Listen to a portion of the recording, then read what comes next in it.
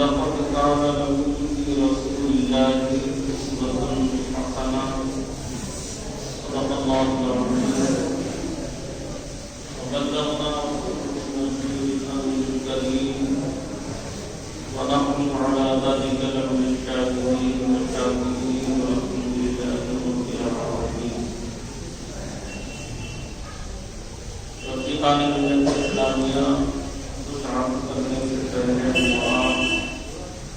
انتہائی عقیدت و احترام کے ساتھ بارگاہ رسالت نام صلی اللہ علیہ وسلم میں درود پاک کا حضرانہ میں سلام پڑھتا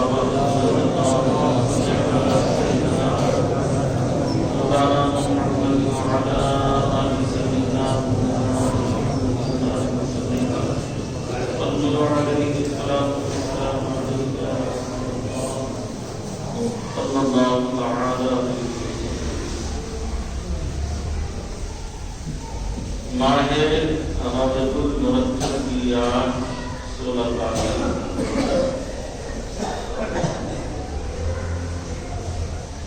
ہر اعتبار سے یہ مبارک مہینہ اور مقدس مہینہ ہر اعتبار سے لائق تعظیم ہے. ہمارے اور آپ کے لیے باعث برکت. چند چیزوں سے متعلق میں آپ سے گفتگو کر کے اپنی بات کرتا رہوں. اس مہینے میں سیدنا امام جعفر صادق رضی اللہ تعالی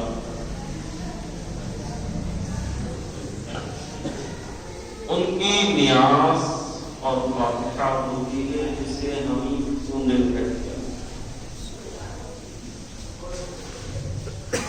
اس مہینے کی 27 تاریخ کو جسے 27 رجب کہا جاتا ہے نبی پاک صلی اللہ علیہ وسلم کو اللہ نے معراج کا شرف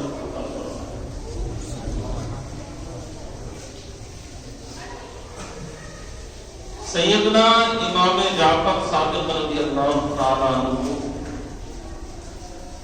یہ سیدنا امام باقر رضی اللہ تعالیٰ عنہ اور حضرت امام اعظم ابو حنیفہ نعمان بن ثابت رضی اللہ تعالیٰ عنہ کے پیرو مرشد.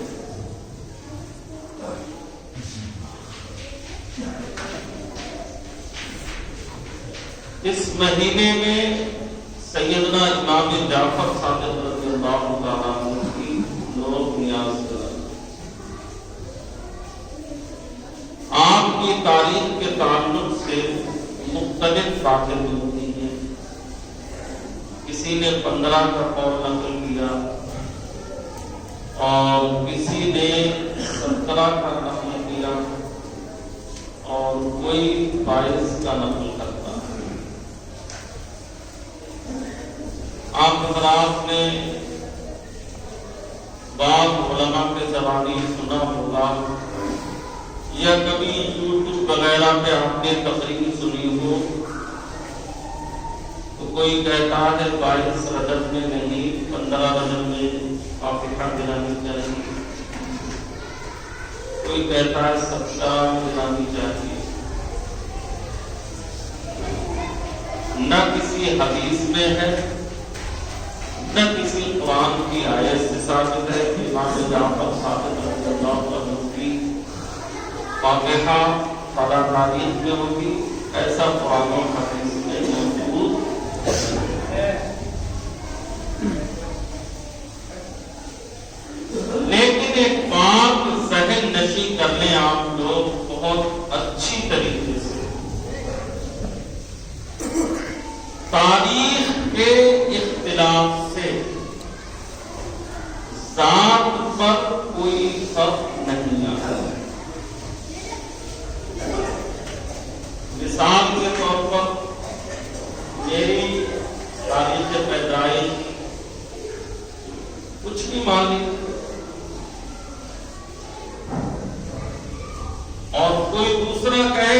تاریخ نے یہ ہے، تیسرا کچھ اور بتائے، تو ان تاریخوں کی تبدیلی سے، ان کے بدلنے سے میری جان پہ کوئی فرق ہے؟ بھئی ہمارا کام تو ایصال ثواب کرنا ہے۔ سیدنا امام جعفر صادق رضی اللہ تعالیٰ عنہ کی روح پاک کو ہمیں کیا کرنا ہے؟ ایصال ثواب، ہمیں ثواب پہنچانا ہے۔ کس تاریخ میں ولادت ہے، کس تاریخ میں وفات ہے، ہمیں اس سے کوئی غرض نہیں۔ البتہ بہتر یہ ہے کہ 15 رجب کو فاتحہ دلائی جائے۔ 22 رجب میں کچھ ایسے فرقے ہیں جو باطل عقائد و نظریات رکھتے ہیں، اور وہ حضرت سیدنا امیر معاویہ رضی اللہ تعالیٰ عنہ کے بغض اور عناد میں 22 رجب کو انہوں نے یہ خرافات شروع کی۔ کنڈا نیا ہو، کپڑے سے ڈھکا ہوا ہو، کوئی اسے دیکھے نہیں، جو اس میں حلوہ بنے وہ اندر بیٹھ کے کھانا، یہ سب اسلامی طور و طریقے نہیں ہیں۔ اگر کنڈا نیا نہیں ہے تو کیا فاتحہ نہیں ہوتی؟ اگر اس کے اوپر کپڑا ڈھانک نہیں دیا ہے تو کیا فاتحہ نہیں ہوتی؟ اگر اس جگہ کو صاف ستھرا کر کے نہیں رکھا گیا ہے تو کیا فاتحہ نہیں ہوتی؟ یہ ایسے باطل عقائد و نظریات و بدعات و خرافات و اساطیر و مناکیر ہیں جن کا شریعت سے دور دور تک کوئی تعلق نہیں۔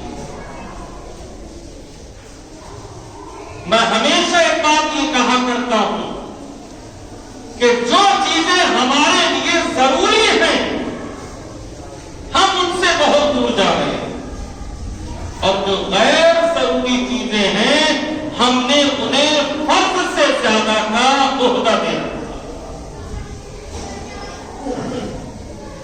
ہمیں کیا ہے، ہمارے حالات کیا ہیں؟ کسی نے موبائل پر لکھ کے ڈال دیا کہ آپ 4 رکعت نماز ایسے ایسے پڑھ لو تو تمہارے 70 سال کے گناہ معاف ہو جائیں گے، اور یہ ہو جائے گا، تو بس میسج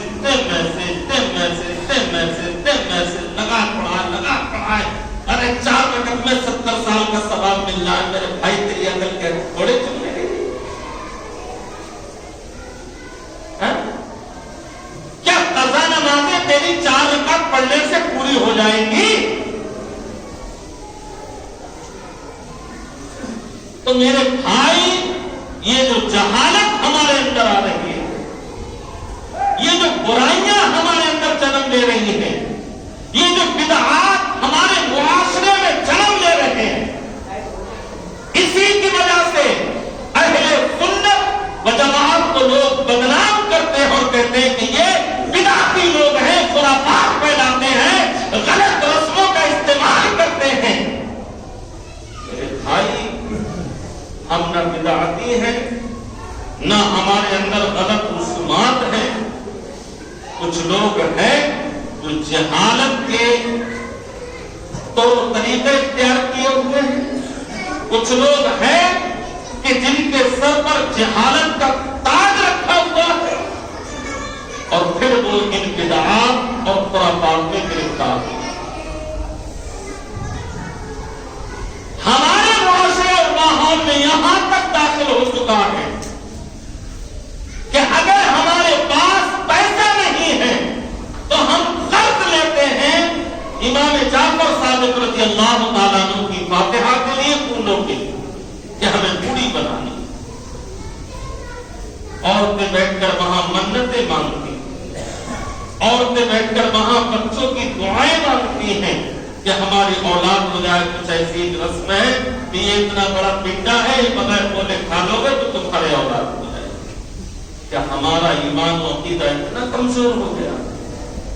کیا ہمارے گھر میں قرآن کی تلاوت کی بجائے 10 بیویوں کی کہانیاں پڑھی جانے لگی؟ ہم اتنے عقیدے کے کمزور ہو گئے. ہمارے گھر میں نور نامی جیسی غیر معتبر روایات سے متعلق کتابیں پڑھی جا رہی ہیں اور ہمارا گھر قرآن کی تلاوت اللہ کی عبادت سے حالی اور خالی نظر آ رہا. کیوں ہم ایسا کرتے ہیں؟ ہم دین کیوں نہیں سیکھتے میرے بھائی؟ ہم دین کی طرف متوجہ کیوں نہیں ہوتے؟ ہم غلط رسموں کا استعمال کیوں کر رہے ہیں؟ لوگ ہمارے اوپر انگلیاں اٹھاتے ہیں، لوگ ہمارے اوپر ہنستے ہیں، لوگ ہماری کھلیاں اڑاتے ہیں. کیوں ہم ایسے کام کریں کہ جب کہ دوسرے ہمارے اوپر انگلیاں اٹھائیں؟ ہماری شان تو یہ ہے، ہمارے حالات تو یہ ہیں، ہماری زندگیاں تو یہ ہیں کہ ہم بدعتوں کو مٹانے کے لیے آئے ہیں، بدعتوں کو رواج دینے نہیں آئے ہیں. ہم اللہ اور اس کے رسول کی سنتوں پر عمل کر کے قوم کو راہ ہدایت عطا کرنے آئے ہیں، نہ کہ اپنے آپ کو گمراہی کے دلدل میں پھنسانے کے لیے. لیکن ہماری ساری فکریں مفلوج ہو چکی ہیں، ہم مفلوج الحال ہو چکے ہیں. ہمارے حالات دن بدن خراب ہوتے چلے جا رہے ہیں. پورا معاشرہ چیخ رہا ہے، پوری دنیا چیخ رہی ہے حجاب کے مسئلے کو لے کر. ہر شخص جان رہا ہے حجاب پر پابندیاں لگ رہی ہیں. ساری دنیا کے اندر حجاب کے مسئلے پر اختلاف پیدا ہو چکا ہے اور لوگ یہ چاہتے ہیں کہ مسلمانوں کی عورتوں سے حجاب کو چھین لیا جائے. کیوں؟ آج بڑا درد ہو گیا تمہیں حجاب کسی لڑکی کا اتار دیا گیا. تمہاری بہو بیٹیاں شادیوں میں جا رہی ہیں بغیر حجاب کے، ننگے ننگے کپڑے پہن کے، تب تمہاری طبیعت کہاں تھی؟ تب تمہارا ضمیر کہاں چلا گیا تھا؟ تب تمہاری ایمانی جذبے کو کیا ہو گیا تھا؟ تب شریعت کو کہاں اٹھا کے رکھ دیا تھا تم نے؟ جب تمہاری عورتیں سرے عام بازاروں میں بغیر حجاب اور نقاب کے گھومتی پھرتی ہیں، شری بازار میں جا کر دیکھو عورتوں کو، تب تمہاری غیرت کو کیا ہوا؟ آج اگر اسکولوں کے اندر حجاب اتارے جا رہے ہیں تو تمہیں تکلیف ہو رہی ہے. اب شریعت یاد آ رہی ہے، اب نبی کا دین یاد آ رہا ہے. اس وقت تمہاری طبیعتیں کہاں چلی جاتی ہیں؟ اس وقت تمہاری فکریں کہاں دفن ہو جاتی ہیں جب تمہارے گھر کی بہو بیٹیاں ننگے کپڑے پہنتی ہیں، یہ جینس جیسی اسکرٹ پہن کر باہر نکلتی ہیں؟ اس وقت تمہاری عقلیں کیا چننے چلی جاتی ہیں؟ کیوں ایسا کیوں ہو رہا؟ کون ذمہ دار ہے اس کا؟ ہم ذمہ دار ہیں، آپ ذمہ دار ہیں اس کے، پورا معاشرہ ذمہ دار ہے اس کا. ایک بات اور بتا دوں میں آپ کو، آج یہ نوبت آئی کہ آپ کی بچیوں کے حجاب اتارے جا رہے ہیں، آپ کی بچیوں کو اسکول میں بیٹھنے نہیں دیا جا رہا ہے جبکہ وہ حجاب پہنے ہوئے ہو. کیوں؟ مسلمان اتنا کمزور ہو گئے. کیوں نہیں کھولتے اپنے کالج؟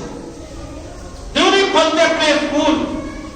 کیوں غیروں کے اسکولوں میں اپنی بچیوں کو پڑھاتے ہو؟ کیوں دوسروں کے کالجوں میں اپنی بچیوں کو پڑھنے بھیجتے ہو؟ تمہاری غیرت کہاں چلی گئی؟ اللہ نے تمہیں دولت سے نوازا ہے، اللہ نے تمہیں مال عطا فرمایا ہے، اللہ نے تمہیں ہنر عطا فرمایا ہے، اللہ نے تمہیں اشرف المخلوقات بنایا ہے، اللہ نے تمہیں بہترین امت بنایا ہے. پھر غیروں کے محتاج کیوں ہو؟ غیروں کے پیچھے کیوں جا رہے ہو؟ کیا تم اپنے اسکول نہیں کھول سکتے؟ کیا تم اپنے کالج نہیں کھول سکتے؟ کیا تم اپنے اسپتال نہیں کھول سکتے؟ ارے 12 20 11 کے نام پر آپ کر سکتے ہو. کیا غیروں کے لیے غیر کے مدرسے سے بچا کے اپنی بچیوں کے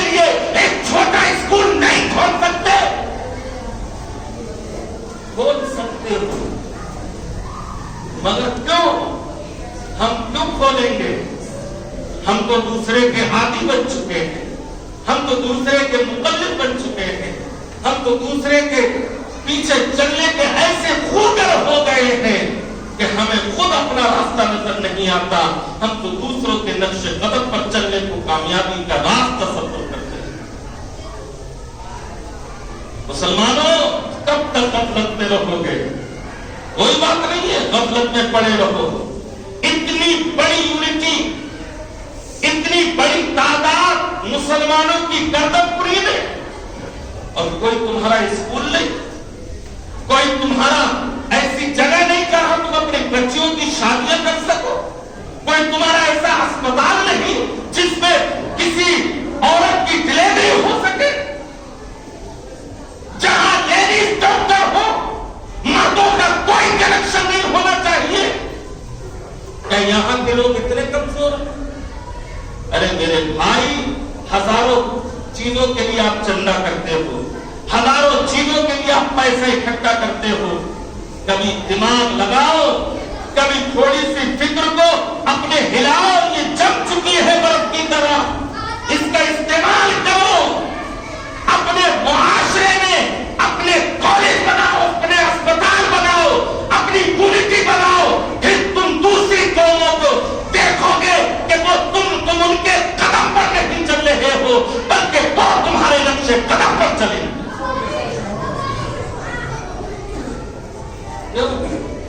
آج سوال پوچھے جا رہے ہیں، حجاب کا حکم شریعت میں کہاں سے آیا؟ قرآن میں کوئی آیت ہے یا نہیں ہے؟ حدیث میں اس کا ذکر ہے یا نہیں ہے؟ میرے بھائی، آپ نے دیکھا ہوگا جو عورتیں چرچ کے اندر رہا کرتی ہیں، جو عورتیں چرچ کے اندر خدمت کیا کرتی ہیں، جو عورتیں چرچ کے اندر ہوتی ہیں، جو عیسائی مذہب والی ہوتی ہیں، آپ نے دیکھا ہوگا کہ وہ حجاب میں رہا کرتی ہے، وہ پورا لباس پہنتی ہے، ایک ان کا سفید کلر کا ایک سر سے باندھنے کا کپڑا ہوتا ہے اور ایک پورے جسم کو ڈھانپنے کا کپڑا ہوتا ہے۔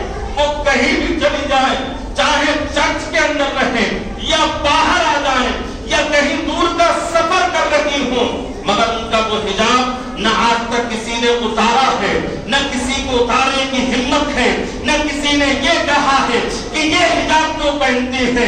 جب عیسائیوں سے معلوم کیا گیا کہ آپ کی عورتیں حجاب کیوں پہنتی ہیں جبکہ آپ کی عورتیں ننگی رہتی ہیں، عیسائی مذہب والے حجاب کا لحاظ نہیں کرتے ہیں لیکن چرچ کی عورتیں حجاب اوڑھتی ہیں، اس کا سبب کیا ہے؟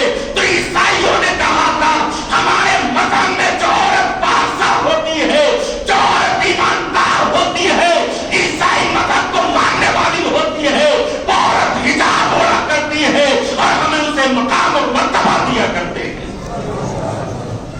تو میں نے کہا تمہارے چرچ میں چند عورتوں کو یہ مقام حاصل ہے، تمہارے چرچ میں چند عورتوں کو یہ مرتبہ حاصل ہے کہ انہیں حجاب پہنایا جا رہا ہے، ان کے مرتبے کو بلند کیا جا رہا ہے، مگر مذہب اسلام وہ مقدس مذہب ہے جس میں ہر بچی، ہر عورت، ہر بیوہ کو یہ مقام حاصل ہے کہ اللہ نے اسے مرتبہ بھی عطا فرمایا ہے اور بلندی بھی عطا فرمائی ہے۔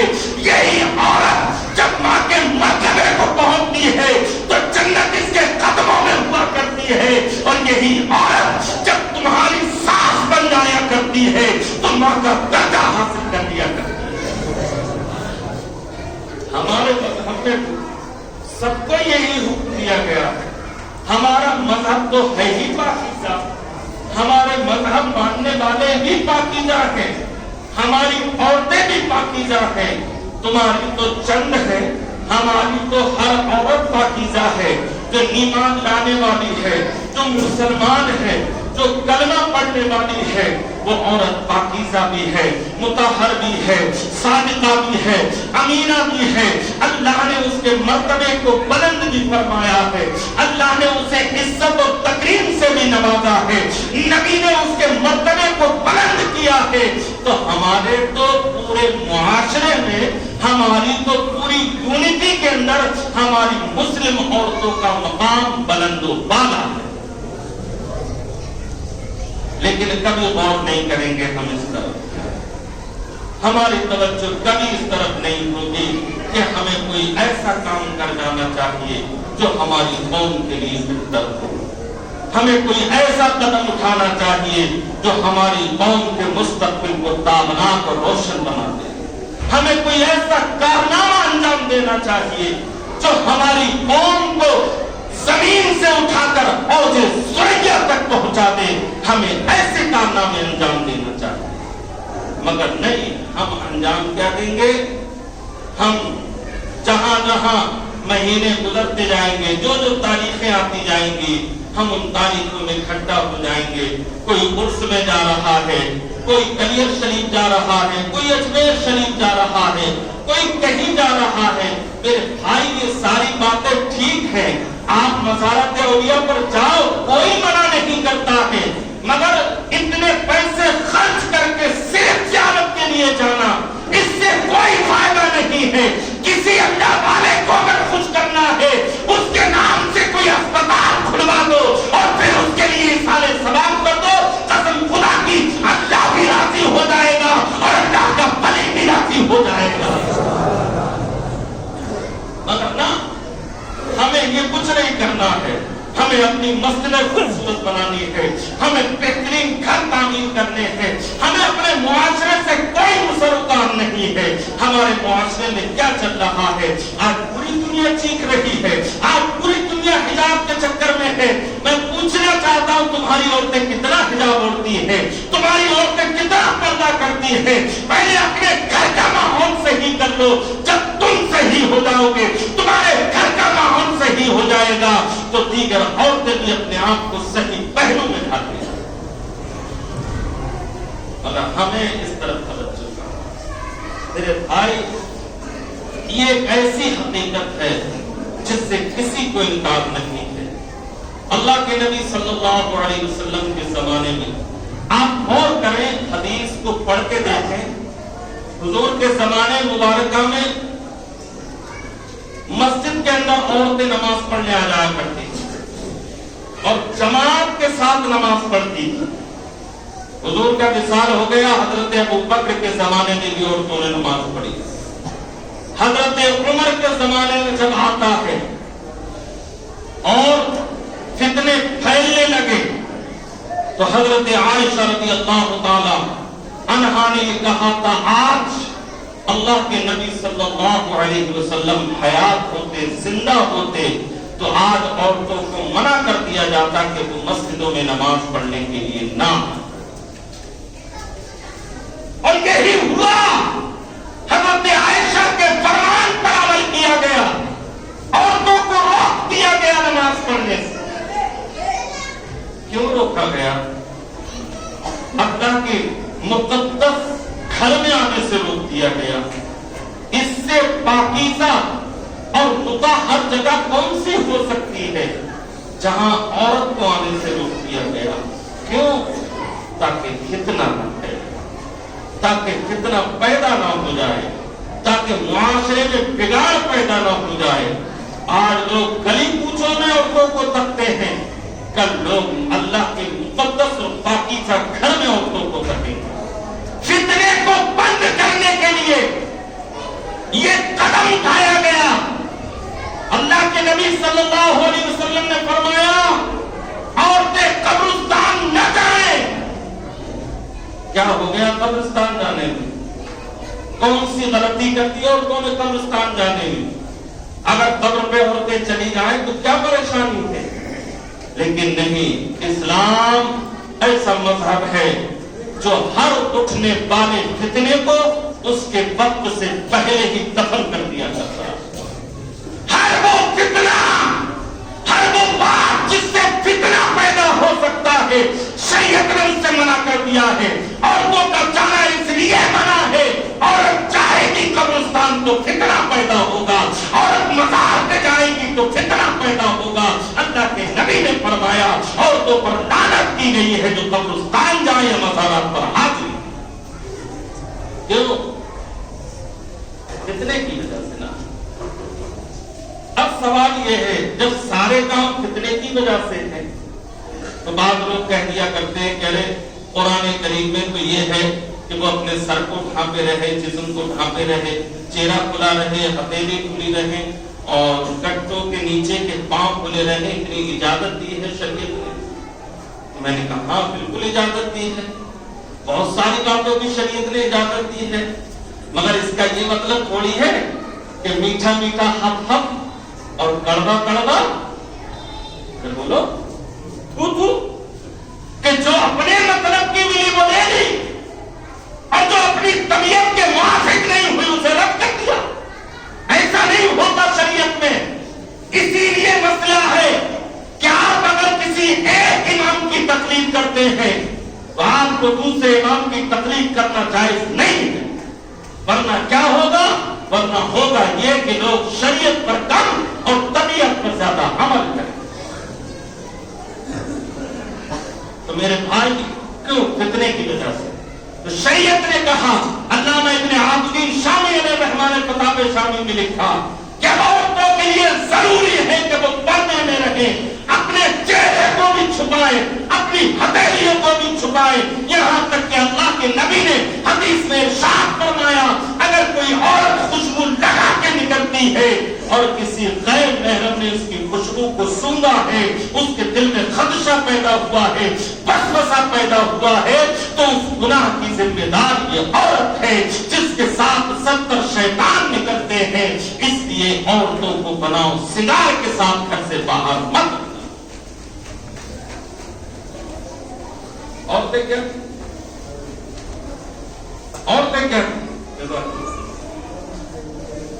میں نے یہ دیکھا ہے کہ جہاں کوئی چبھتی ہی بات کہی بھائی ایسا لگتا ہے کہ لوگ خاموش ہو گئے، کیا ختم ہو گیا. اور جہاں کوئی مطلب کی بات سنا دو، کوئی واقعہ سنا دو جس میں بخشش ہو جائے، یا کوئی ایسی بات سنا دو جس میں ایسا لگے کہ ہمارے بڑی اچھی بات کہیے. میرے بھائی ان ساری باتوں سے اپنے آپ کو دور مت رکھو. بہت خطرناک دور سے ہم اور آپ گزر رہے ہیں. اس وقت ضرورت یہ ہے کہ ہم سارے لوگ ایک ہو جائیں، یونٹی میں ہوں، اتحاد کے ساتھ ہوں، دین اور مذہب پہ صحیح طریقے سے عمل کریں تاکہ دنیا اور آخرت ہماری کامیاب ہو جائے. تو اللہ کے نبی صلی اللہ علیہ وسلم نے ارشاد فرمایا جب عورت گھر سے نکلتی ہے تو 70 شیطان اس کے ساتھ ہوتے ہیں اور ان کا کام یہ ہوتا ہے کہ جو راستے میں لوگ بیٹھے ہوئے ہیں وہ ان کی نظریں اس عورت کی طرف اٹھا دیں. یہ حدیث بتا رہی ہے نبی. میرے آقا کریم علیہ السلام نے پردے کا اہتمام کس قدر فرمایا، حدیث سنو. حضرت عائشہ رضی اللہ تعالیٰ عنہا اور حضرت اسماء بنت عمیس رضی اللہ تعالیٰ عنہا یہ دونوں گھر میں تھی. اللہ کے نبی صلی اللہ علیہ وسلم کے گھر میں تشریف فرما. ایک صحابی جن کا نام ام مکتوم ہے وہ تشریف لے آتے ہیں اور وہ صحابی نابینا تھے. اللہ کے نبی صلی اللہ علیہ وسلم نے اپنی گھر کی عورتوں سے کہا کہ پردہ کر دو. تو وہ کہنے لگی یا رسول اللہ ہم پردہ کس سے کریں، یہ تو نابینا ہے، یہ ہمیں دیکھ نہیں سکتے، تو پردے کی ضرورت کیا ہے؟ تو میرے نبی نے کہا تھا نابینا یہی تو ہے. تم تو بینا ہو، تم تو دیکھ رہی ہو ان کو، تمہاری بینائی تو نہیں گئی ہے، تم تو نابینا نہیں ہو. اگر صحابی نابینا ہے تو کیا ہوا؟ جس طریقے سے مرد کے لیے عورت کو دیکھنا جائز نہیں، اسی طریقے سے عورت کے لیے مرد کو دیکھنا جائز. ہم صرف ایک بات کیوں لے لیا کرتے ہیں، ہم ساری باتیں کیوں نہیں لیتے ہیں؟ مرد پر بیچارے پہ پابندی ہے کہ وہ لڑکیوں کو نہ تاکے، لڑکیوں سے بھی تو کہو کہ وہ لڑکوں کو نہ تاکے. بھئی شریعت نے دونوں کے بارے میں حکم دیا ہے. اسی لیے مسئلہ ہے کہ اگر کسی مرد کا انتقال ہو جائے وہ غیر محرم ہو تو کوئی عورت اس کا منہ دیکھنے نہیں جا سکتی. لیکن ہمارے یہاں گاؤں دیہاتوں میں یہی کردم پوری میں بھی دیکھو لائن لگی رہتی ہے کہ غیر مرد مر گیا عورتیں اس کا چہرہ دیکھنے جاتی. جائز نہیں ہے، شریعت نے منع کیا ہے. اسی طریقے سے کوئی عورت انتقال کر جائے تو کسی غیر مرد کو اس کا چہرہ دیکھنا جائز ہے. یہ جو فتنے پھیل رہے ہیں ہمارے معاشرے میں، جو بگاڑ پیدا ہو رہا ہے، یہ اسی وجہ سے تو ہو رہا ہے. ایک ہی گھر میں رہ رہے ہیں، اس میں لڑکیاں بھی ہیں، لڑکے بھی ہیں، عورتیں بھی ہیں، مرد بھی ہیں، سب رہ رہے ہیں. کوئی نیچے ہے، کوئی اوپر ہے، کوئی دائیں ہے، کوئی بائیں ہے، کوئی کہیں پر لگا ہوا ہے، کوئی کہیں لگا ہوا ہے، کوئی چھت پہ بیٹھا ہے، کوئی خون پہ لگا ہے. میرے بھائی، یہ معاشرہ، یہ ماحول خراب کس نے کیا؟ ہم نے اور آپ نے کیا. اور ان خرافاتوں کے پیچھے اور اس معاشرے کو بگاڑنے کے پیچھے سب سے بڑا اگر کسی کا ہاتھ ہے تو وہ یا تو موبائل ہے یا گھر کا ٹی وی ہے، جس کی وجہ سے گھر کی عورتیں بگڑتی جا رہی.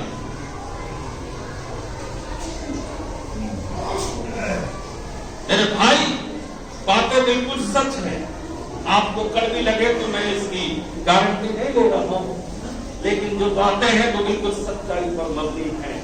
ہم کتنا ہی چیختے رہیں، جب تک ہمارا خود کا ضمیر نہیں جاگے گا، جب تک ہم خود نہیں جاگیں گے، تب تک کوئی کام ہونے والا نہیں ہے. اللہ نے قرآن میں کہا، ان اللہ لا یغیر ما بقوم حتی یغیروا ما بانفسہم. جب تک کہ آپ نہیں بدلو گے، اپنے آپ کو چینج نہیں کرو گے، اپنی فکریں نہیں بدلو گے، اللہ تعالیٰ بھی تمہاری کسی چیز کو نہیں بدلے گا. اللہ تعالیٰ بھی تمہارے اندر کوئی تبدیلی پیدا نہیں فرمائے گا. حدیث شریف میں ہے، اللہ کے نبی نے فرمایا، جیسی قوم ہوتی ہے اسی کے مطابق اس کا بادشاہ اللہ مسلط فرما دیا کرتا ہے. اگر قوم اچھی ہے تو اس کا بادشاہ اچھا ہوگا. قوم اگر بد کردار ہے تو بادشاہ ظالم و جابر بنا دیا جائے گا. یہ فیصلہ ہمیں خود کرنا کہ ہم کیا تھے اور کیا ہو. میری بات غلط ہے؟ میری بات غلط ہے بھئی؟ آج ہم حجاب پر کیوں پابندی، مطلب کیوں آواز اٹھا رہے ہیں؟ روزانہ دیکھو اخبار کھڑے ہوئے، ٹی وی پہ ڈبیٹیں ہو رہی ہیں حجاب کو لے کر. اگر آج حجاب کے مسئلے کو آپ اتنا سیریس لے رہے ہیں، ابھی پچھلے دنوں تمہاری شریعت کے خلاف قانون تک پاس ہو گئے، طلاق کے مسئلے کو لے کر قانون پاس ہو گیا. ابھی پچھلے دنوں کی بات ہے نا. اس کا ذمہ دار کون ہے؟ کیا ہم اپنے اسکول نہیں کھول سکتے جہاں ہماری بچیاں پردے کے ساتھ تعلیم حاصل کریں؟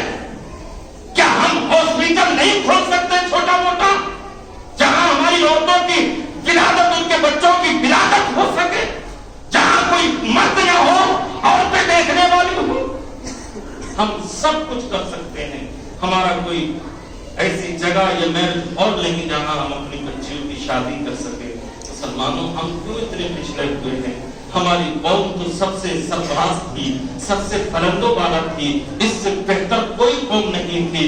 اس کی راہ روش کو دیکھ کر دوسری قوموں نے وہ طریقے اختیار کر لیے، مگر ہماری قوم ہے اپنے طریقے کو چھوڑ کے دوسروں کے طریقے کے پیچھے لگ گئی ہے، اپنا طریقہ چھوڑ کر دوسروں کی پشت پناہی میں لگی ہوئی ہے. میرے بھائی، ہمیں ضرورت اس بات کی ہے کہ ہم اپنے آپ کو، اپنے گھر کے معاشرے کو صحیح کریں.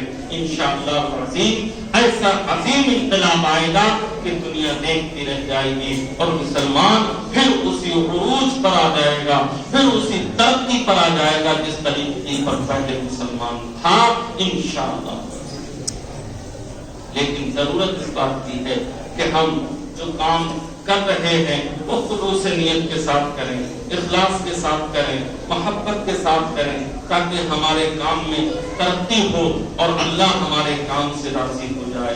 مسلمانوں، یہی ایک پیغام تھا جو میں نے آپ تک پہنچا دیا ہے کہ ہمیں اپنے گھر کی بہو بیٹیوں کو نقاب پہنانا ہے، ہمیں اپنے گھر کی بہو بیٹیوں کو اسلامی لباس پہنانا ہے. میرے بھائی، زیادہ پیسے کا مطلب یہ قطعی نہیں ہوتا کہ لڑکی آپ کی جینس کی پینٹ پہنے.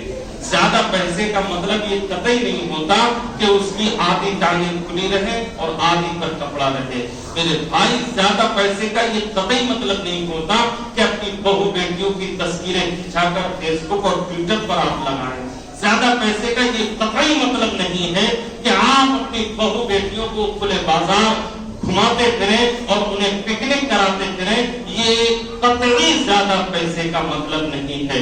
میرے بھائی، اگر آپ اسی کو زیادہ پیسہ سمجھتے ہیں، اگر آپ اسی کو یہ سمجھتے ہیں کہ ہم ترقی یافتہ ہیں اور اس ماڈرن ایجوکیشن کو آپ سمجھتے ہیں کہ یہی ہماری کامیابی کا راز ہے، تو آپ بہت بڑے دھوکے میں ہیں، بہت بڑے خسارے میں ہیں، بہت بڑے نقصان میں ہیں۔ ہمیں چاہیے یہ کہ ہماری ترقی ہے اور ہمارا عروج ہے تو وہ ایک ہی چیز میں ہے، اللہ اور اس کے طریقے کو عمل کرنا، اللہ اور اس کے رسول کے حکم کو ماننا، قرآن پر عمل کرنا، احادیث کریمہ کو اپنے سر کا تاج بنانا، اسی میں ہماری کامیابی ہے اور یہی ہماری کامیابی کا راز ہے۔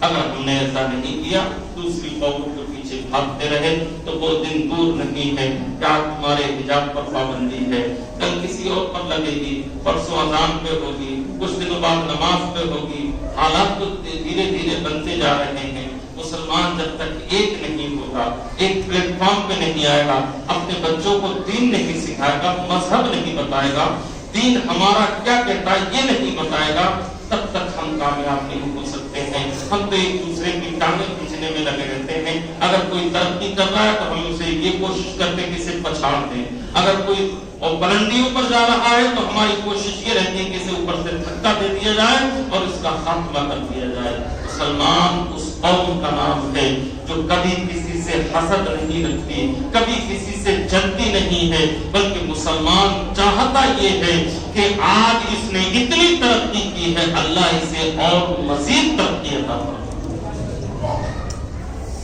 اللہ تعالیٰ مجھے بھی اور آپ سب کو ان باتوں پر عمل کرنے کی توفیق عطا فرمائے۔ پروردگار کے حبیب کے صدقے میں جو باتیں ہم نے کہی سنی، ان پر عمل کی توفیق عطا فرمائے۔ استغفر اللہ ربی من کل ذنب